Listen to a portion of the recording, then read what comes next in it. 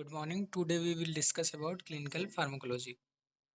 In this lecture, we will discuss about introduction of clinical pharmacology, Cylagogus, anti-cylagogus, atropine, and glycopyrrolate. Introduction of clinical pharmacology. Clinical pharmacology is the science of drug and their clinical use in humans. तो clinical pharmacology हमारे science की एक branch है जिसके अंतर्गत drug का clinical use हम लोग इसमें स्टडी करते हैं कि हमारे ड्रग्स का क्या क्या क्लिनिकल यूज होता है हमारे ह्यूमंस में. It is the gap between laboratory research and beside medicine focusing how drug interact with human body and how body affect drug.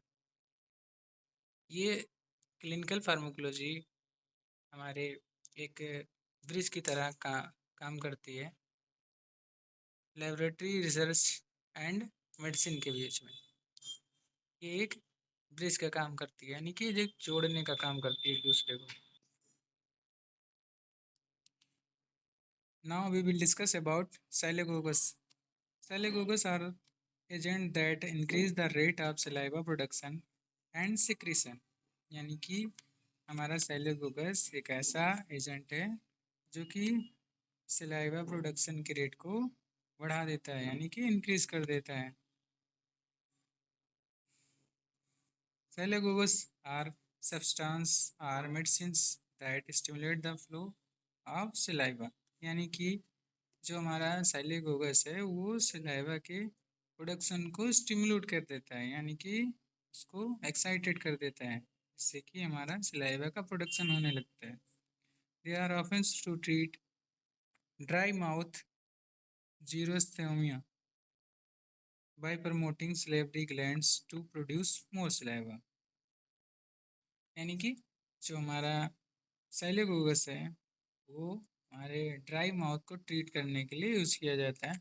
जब कभी हमारा माउथ ड्राई हो जाता है तो उस कंडीशन में हम लोग साइलोगोगस का यूज़ करते हैं जिससे कि वहाँ पे सलाइवरी ग्लैंड हमारी एक्टिव हो जाती हैं और सलाइवा का प्रोडक्शन करती हैं.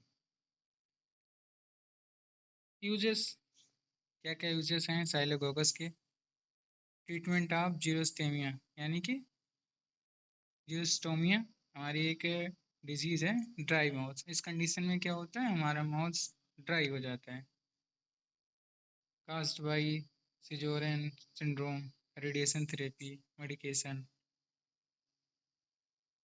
एग्जाम्पल क्या है साइलोगोगस के. Pilocarpine, muscarinic receptor antagonist. Cevimeline ये भी हमारा एक कोलिनर्जिक एंटागोनिस्ट है. कोलिनर्जिक एंटागोनिस्ट या एगोनिस्ट क्या होते हैं. कोलिनर्जिक एगोनिस्ट क्या होते हैं कि जो हमारे ACH यानी कि एसिटाइल कोलिन के एक्शन को एक्साइट कर देते हैं उनको बोलते हैं कोलिनर्जिक एगोनिस्ट. और जो इसके एक्शन को रोक देते हैं उनको एंटी कोलिनर्जिक एगोनिस्ट बोलते हैं.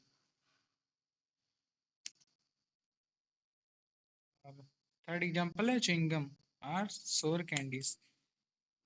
च्युइंगम का भी यूज हमारा किया जाता है जब हमारी ड्राई माउथ होती है उस कंडीशन में सलाइवा के प्रोडक्शन में यूज कर सकते हैं च्युइंगम या सोर candy. Citric acid. Citric acid भी हमारा एक एग्जांपल है साइलेगोगस का. यूज्ड इन सम लोजेंसेस और स्प्रेज.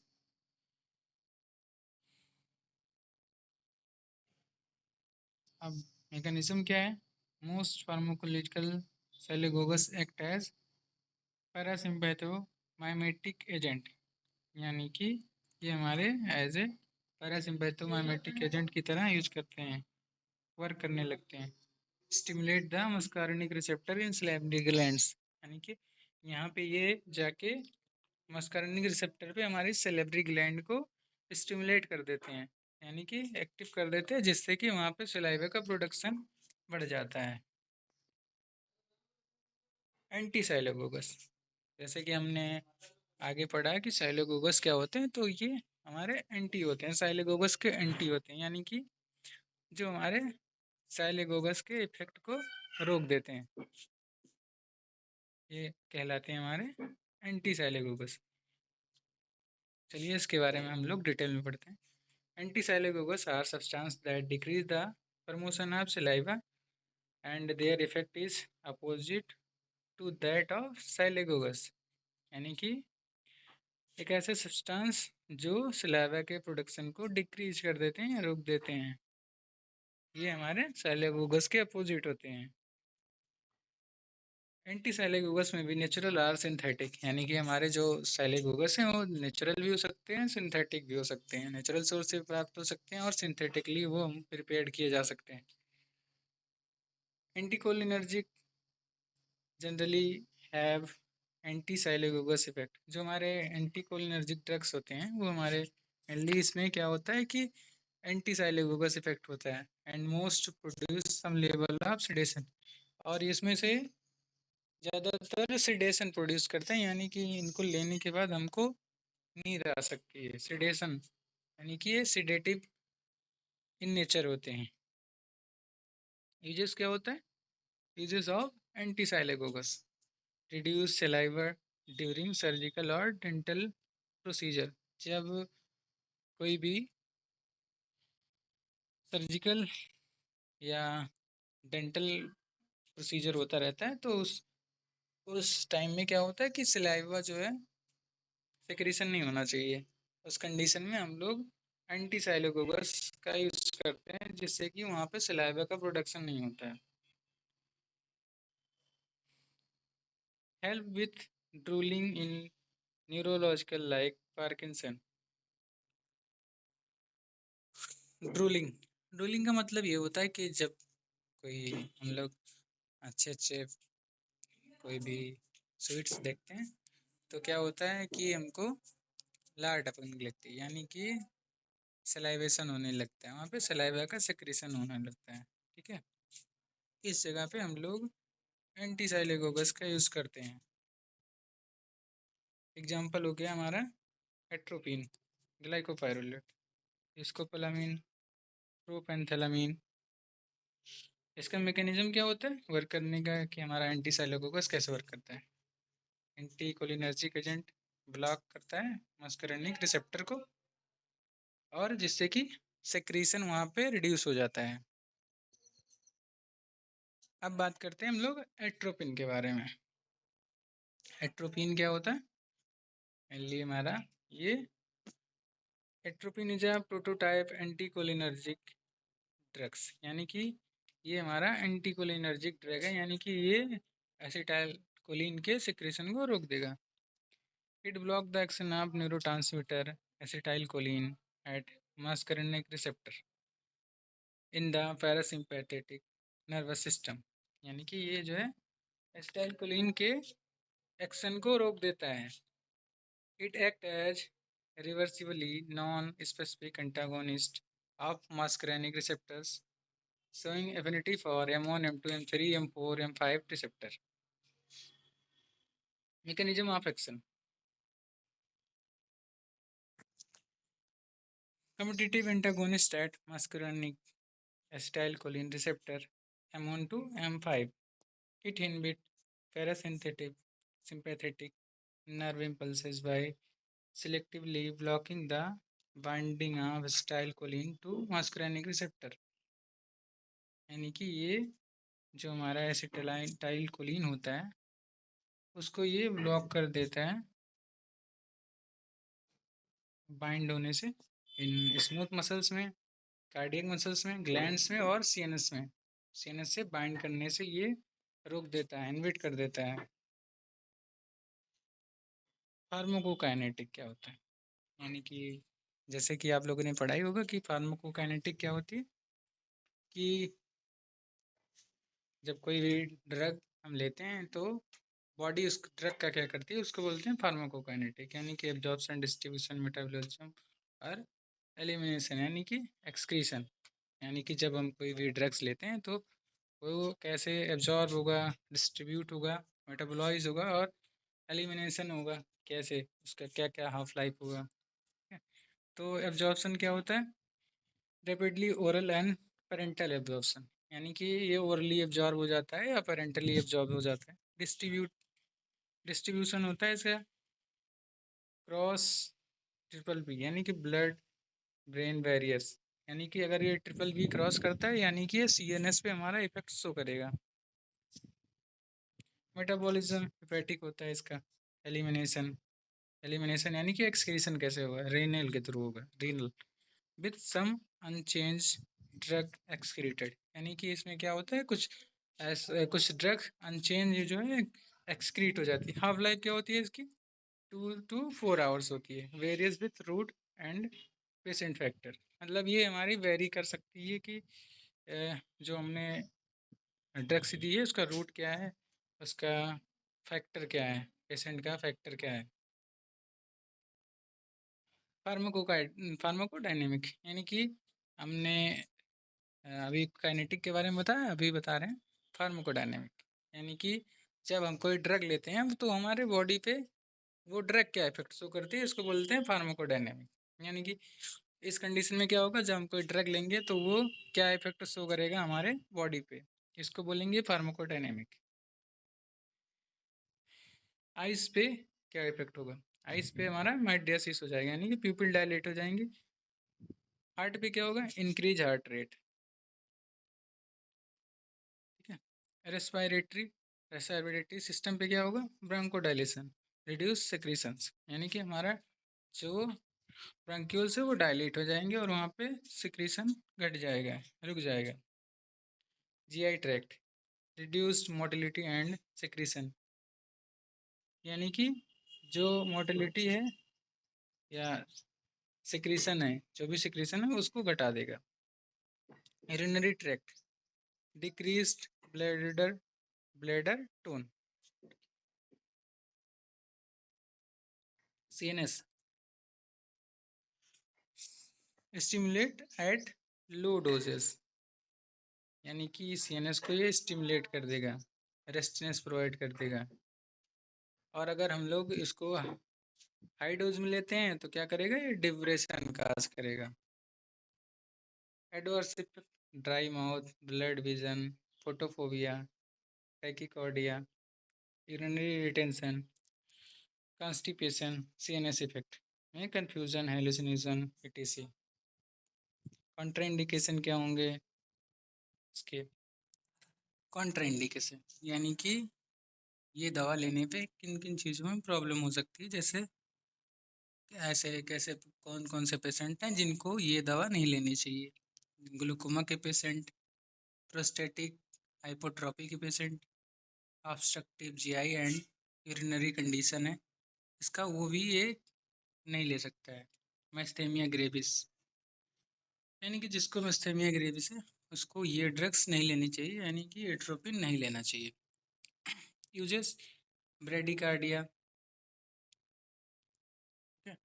और दूसरा है प्री एनेस्थेटिक मेडिकेशन, इसका यूज़ हमें प्री एनेस्थेटिक मेडिकेशन भी करते हैं स्लेविशन को रिड्यूस करने के लिए। Antidote of for organophosphate poisoning, यानी कि हम लोग इसका यूज करते हैं as a antidote in organophosphate poisoning में। Ophthalmic uses for inducing mydriasis and cycloplegia, GI spasm and irritable bowel syndrome, Parkinson. Doses क्या होते हैं, एंटीसाइलोगस या एंटीवायरल में हम लोग इसका 0.5 mg to 1 mg every 1 to 2 hours लेते हैं। आर्गेनोफॉस्फेट आर्गेनोफॉस्फेट पॉइजनिंग में हम लोग 2 mg to 3 mg every 20 to 30 minutes में लेते हैं। ब्रेडिकार्डिया में 1 mg every 3 to 5 minutes, maximum 3 mg। Repeat until obtaining desired heart rate, most effective for sinus and heavy note disease, यानी कि ब्रेडिकार्डिया में जब हमारा हार्ट रेट ऊपर नीचे हो जाता है, यानी कि जब वो सामान्य नहीं रहता है, जब तक हम लोग इसको तब तक यूज करते हैं जब तक वो हमारा डिजायर्ड कंडीशन में नहीं आ जाता है। पीडियाट्रिक में 0.01 mg to mg per kg to 0.03 mg per kg every 3 to 5 minutes. The pediatric minimum dose is 0.1 mg. The maximum dose is 0.5 mg. Child and 1 mg adolescent, and the maximum cumulative dose is 1 mg child and 2 mg adolescent. यानी कि जो हमारा child का dose होता है वो 1 mg होता है, मैक्सिमम 1 mg होता है। एडोलेसेंट में हम लोग 2 mg दे सकते हैं इसको। अब बात करते हैं ग्लाइकोपाइरुलेट की। Glycopyrrolate also known as glycopyrronium, it is an anticholinergic medication. यानी कि ये एंटीकोलिनर्जिक मेडिकेशन से इसको हम लोग ग्लाइकोपाइरोनियम के नाम से भी जानते हैं।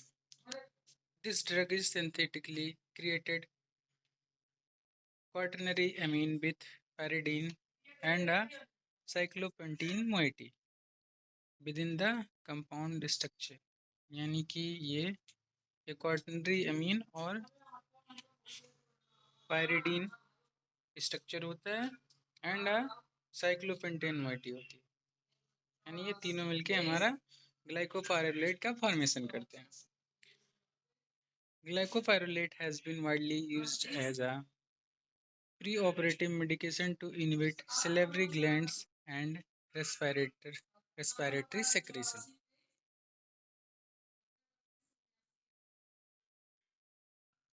यानी कि ग्लाइकोपाइरुलेट जो ये हमारा जो रेट ऑफ सलाइवेशन होता है उसको डिक्रीज करते हैं। इसका यूज हम लोग at the time of surgery करते हैं, जिससे कि वहाँ पे जो हमारा सलाइवेशन है वो ना हो, यानी कि सलाइवा का सेक्रेशन ना हो। फार्माकोकाइनेटिक क्या होती है बताया, जैसे कि हमने इसके पहले बताया था एट्रोपिन वाले केस में कि फार्माकोकाइनेटिक यानी कि जो हमारी बॉडी है वो ड्रग का क्या करती है। जब हम लोग इंटेक करते हैं कोई भी ड्रग तो वो हमारे बॉडी उस ड्रग का क्या करती है, एब्जॉर्प्शन, यानी कि poor availability, poor oral bio availability.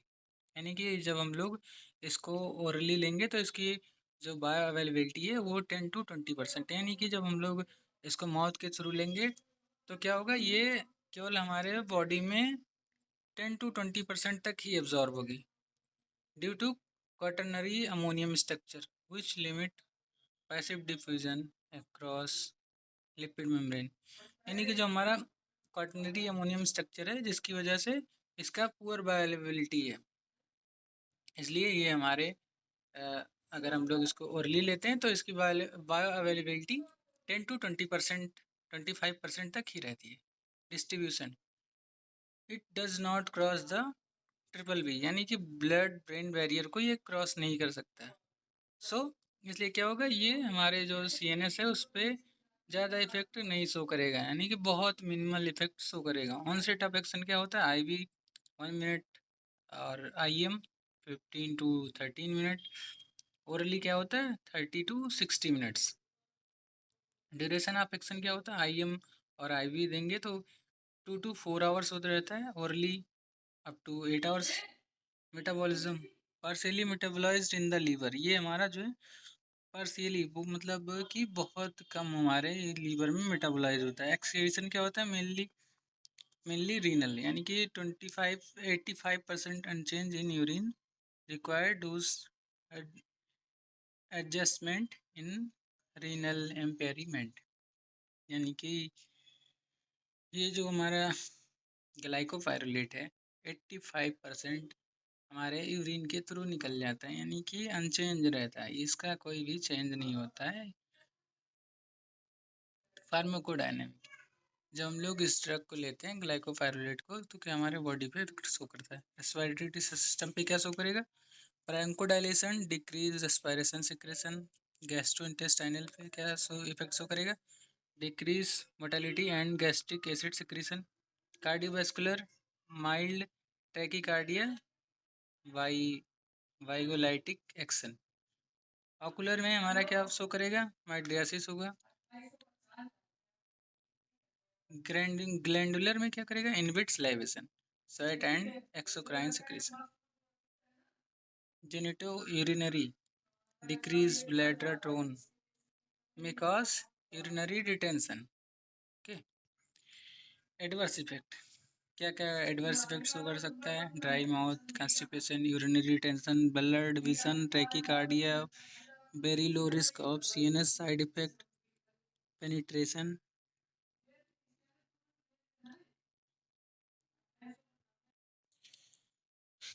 Contra indication क्या क्या है? Glaucoma, urinary tension, GI obstruction, myasthenia gravis. Uses, pre anaesthetic medication, ये तो बताया ही था पहले ही। Intra operative use to block vagal bradycardia, adjacent to reversal of neuromuscular blockage, example neostigmine. Cholinergic chronic drooling, peptic ulcer disease, इन सब में हमारा ये यूज होता है। डोज क्या होता है यहाँ पर पेप्टिक अल्सर में? Adult and children up to 12 years. The initial dose is 1 mg 3 times a day. For adult, 1.7 mg 2 to 3 times a day. Dose is split not more than 6.8 mg per day, यानी कि हमारा जो dose है वो 6.8 mg per day से ज़्यादा नहीं होनी चाहिए। Children use and dose must be determined by doctor. जो चिल्ड्रन का डोज है वो हमारे डॉक्टर पे डिपेंड करते हैं। और सीवियर ड्रूलिंग, यानी कि जो हमारा सीवियर ड्रूलिंग होता है, यानी कि जो सिलेबे सेक्रेशन होने लगता है, उसमें क्या करते हैं 3 to 16 years of age. Dose is based on body weight, यानी कि जो हमारा जो डोज है वो बॉडी वेट पे डिपेंड करता है, यानी कि अगर 0.02 मिलीग्राम mg पर kg से दिया जाता है, उसी के हिसाब से हम लोग बॉडी वेट के हिसाब से देते हैं 3 times a day। Children younger than 3 years of age, use and dose must be determined by